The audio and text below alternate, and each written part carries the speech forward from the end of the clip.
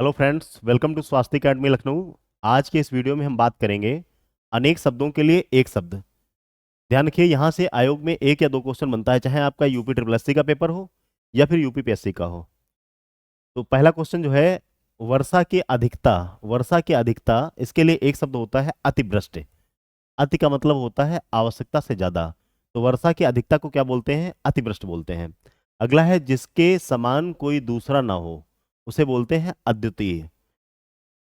जिसके समान कोई दूसरा नहीं होता उसे बोलते हैं अद्वितीय। और अगला है, जिसके संबंध में कोई निर्णय ना हुआ हो या निर्णय ना लिया गया हो, उसे बोलते हैं अनिर्णीत।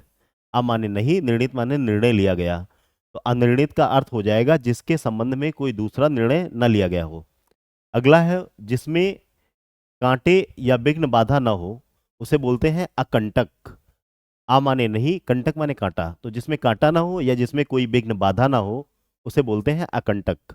अगला है, आवश्यकता से अधिक खर्च करने वाला। तो आवश्यकता से जो अधिक खर्च करने वाला होता, उसे कहते हैं अपव्ययी। व्यय माने होता है खर्च करना, और आवश्यकता से कम खर्च करने वाला जो होता है, उसे बोलते हैं मितव्ययी। अगला है, जिसे विश्वास या दिलासा दिलाई गई हो या दिलाया गया हो, अगला उसे बोलते हैं आश्वस्त। अगला है, चंद्रमास के किसी पक्ष की 11वीं तिथि। तो ध्यान रखिएगा, ये कई बार पूछा गया है। इसे बोलते हैं एकादशी।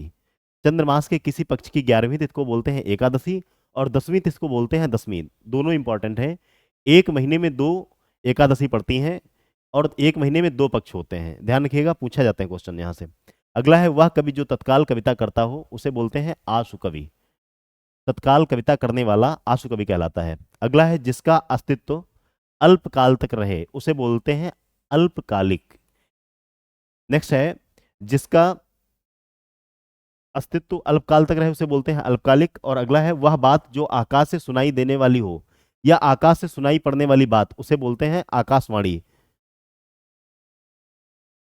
तो ये थे आज के अनेक शब्दों के लिए एक शब्द। ऐसे ही महत्वपूर्ण वीडियो के लिए आप हमारे चैनल को सब्सक्राइब कर सकते हैं। Thank you very much.